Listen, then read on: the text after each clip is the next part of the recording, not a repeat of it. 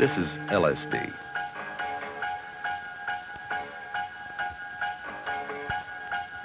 Peyote. DMT. STP. Mescaline.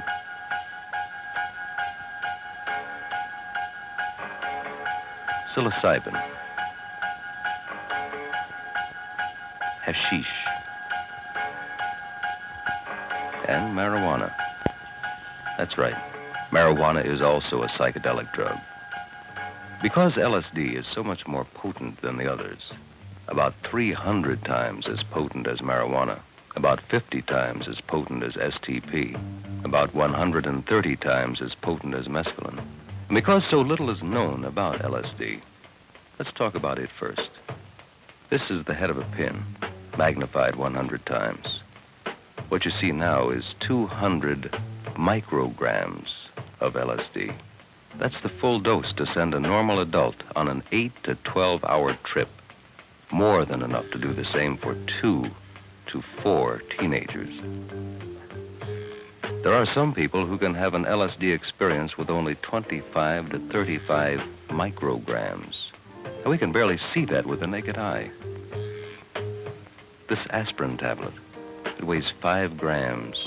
Now, were it to be made only of LSD, there would be enough LSD for 165,000 people to take a real mind-bending trip. This much LSD would kill 20 people. The lethal dose is 15,000 micrograms. Now that's 1/1,000,000th of an ounce. That's about what a particle of dust weighs. Hi, I'm Tommy Roe. By now it must be obvious to you, as it is to me, that LSD is very powerful stuff. And that's just what it is, stuff. It's not good, it's not bad, it's only a chemical, a drug. It's been around for about 20 years, and people have been trying it for about the last 5 or 6 years. There's some people who think that LSD is the greatest gift to mankind since Tutti Frutti ice cream. But there are many others who feel that LSD is bad news to the individual and to the world he lives in. For us to make our decisions, we'll have to listen and understand both sides before we make up our minds.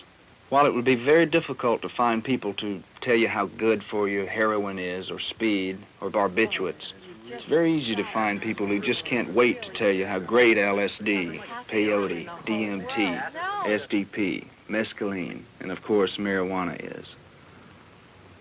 I don't really dig dropping pills, but you get the wildest highs on acid.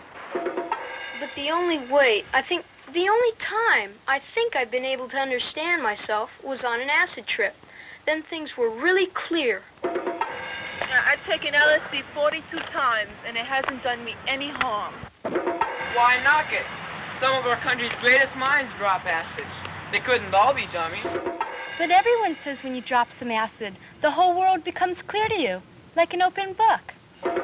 What if you thought of it as a great adventure, a great experience, and you had someone with you for the whole trip?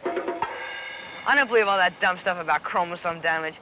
We would have seen all them deformed babies by now anyway. That's basically what one side has to say in favor of LSD. Now let's hear what the other side has to say. Then we'll be able to make up our own minds. Let's hear from young people who have had their reasons for being down on LSD. Let's also hear from doctors, psychologists, and other experts who have tried LSD themselves, who've had a great deal of experience with LSD and the people who have taken it. But the only time I think I've ever been able to understand myself was on an acid trip.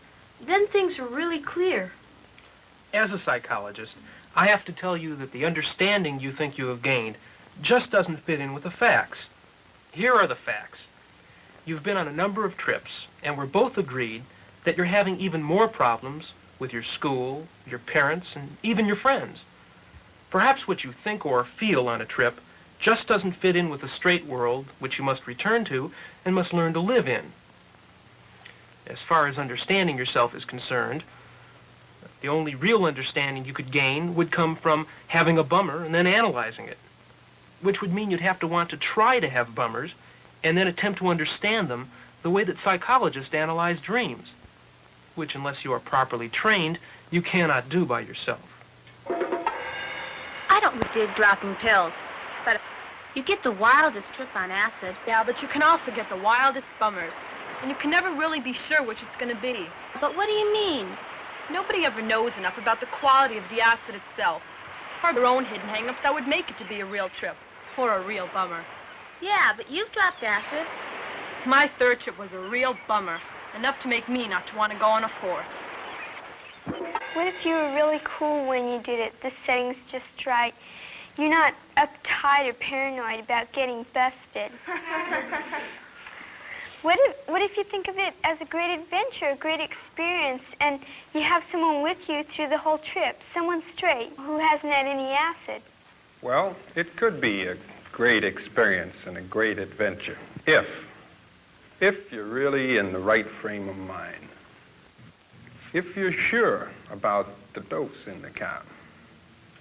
If you could be absolutely certain there wouldn't be chromosome damage. If you won't feel guilty about what your parents would think. And if you're sure you couldn't get busted because it is against the law. But how can you be sure that for the 8 to 16 hours the trip will take, that your straight friend, your babysitter, will be reliable, will stay with you and be able to handle any problems you might get into and not have a contact trip recurrence of his own just from watching you on yours? Lots of luck. Why knock it? Some of our country's greatest minds drop acid. They couldn't all be dummies. Who, for example? Who's one of these great minds? You don't understand. I keep explaining it, but you don't understand. LSD, or mescaline even, if you just let it happen, wow, you find you can really love your fellow man. Even when you come down, you can really love your fellow man. No, I don't agree with you. I mean, what kind of a person are you if you can only love your fellow man if you're taking drugs? But LSD and mescaline open your mind, your feelings. They make you feel you can just about love everybody. But I always hear that, Laurie. I mean, I think kids that take a lot of acid must have some really big hang-ups. How can they be capable of loving anyone? Gee, Laurie, it's easy to say you love everybody, but it's very hard to find just one person to love. Who says you can't love one person when you're on acid? What is there to stop you? I say you can't. I mean, it takes over 10 hours for an LSD trip, right? Right. So the kids that are involved in LSD don't have time for anything but themselves. They don't have time for anybody, whether it be just one person or everyone in their lives. You guys are just not with it. You belong back in the Dark Ages with the cavemen. How do you expect to get on in this world if you don't keep up with what's going on? Know what's wrong with the whole world. But everyone says when you drop some acid, the whole world becomes clear to you, like an open book. I've got news for you. It would take more than LSD for me to understand what's wrong with the whole world, or even our local politics. Honey, you may think that you know things when you're up, but you can't really know any more than you already knew before you took the LSD. You may have feelings with LSD about what you know, feelings you've never felt before. But you could never know what you haven't learned yet. Evelyn, I've been trying to tell you something, but you never give me a chance. I'm listening. Why don't you tell me what you're going to say?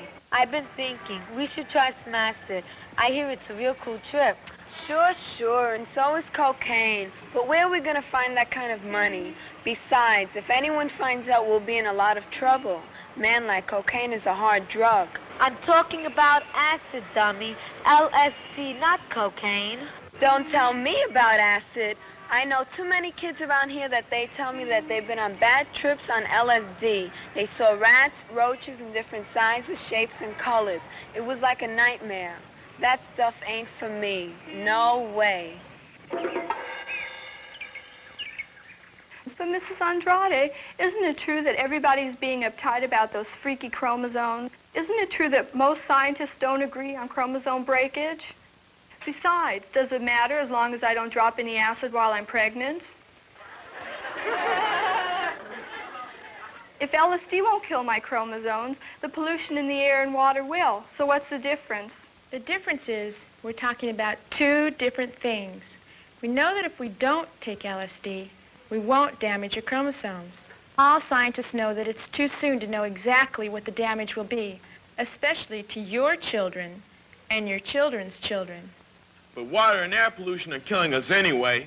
Well, that could be, but I don't agree that we should just sit back, swallow some acid, and say, well, man, pollution's going to kill us anyway. This time the whole country is worried about pollution, and things are being done about it all the time. How much are we doing about it if all we do is complain and swallow a drug? Not much better than bad people doing bad things about our water and air. This world's in bad shape, but it's the world that your generation is going to have to run in the next 10 to 30 years. So what kind of preparation is LSD, STP, DMT, peyote, mescaline, or marijuana for what you're going to have to do to straighten it out? Oh, come on. Mescaline is a natural drug. What could be wrong with something that's natural? It's made out of cactus buttons or mushrooms, or is that peyote? Well, however it's made, it's natural. And you don't get chromosome damage from something that's natural. Maybe you don't get chromosome damage from mescaline, but are you sure there aren't any other kinds of damages? Like from a mental hang-up? Oh, Paula, it never hurt the Indians, and they used it for thousands of years in their religious ceremonies. Sure, I know, but for how many ceremonies a year? How many times a week?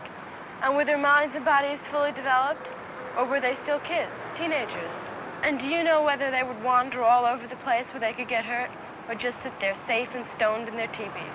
And I'm sure they didn't have to cross 42nd Street and Broadway, or Sunset and Vine when they were stoned. Well, of course not. You know they led very simple lives. That's the point. It's much easier for one of us to develop a hang-up on a drug like mescaline. Like, it can become a crutch. There are too many people who just can't hack living in our very big and mixed-up life. You know, a drug doesn't have to do damage to your chromosomes to do damage to you. Oh, that's an old argument. Do you need a new one? Well, you've seen two sides of the LSD psychedelic question. But if you really think of it, there have been about 20 sides to the question. And we've had a chance to hear that many people speak their minds. While it's possible that some things were left out, we did hear from the most important and most strongly felt opinions about LSD. Now it's your turn. Now you have to decide, based on what you have learned and what you already knew, is it worth the risk to your mind and body to drop acid for kicks or knowledge about yourself and the world you live in? 2, are you sure you're the kind of person who will not get hung up on acid or won't go on to other drugs? And 3, can any of your personal problems be solved by LSD? And last and not least, will your dropping acid or other drugs do anything for anyone else in the world? Will it do anything for all those people LSD is supposed to make you love, your fellow man? You decide.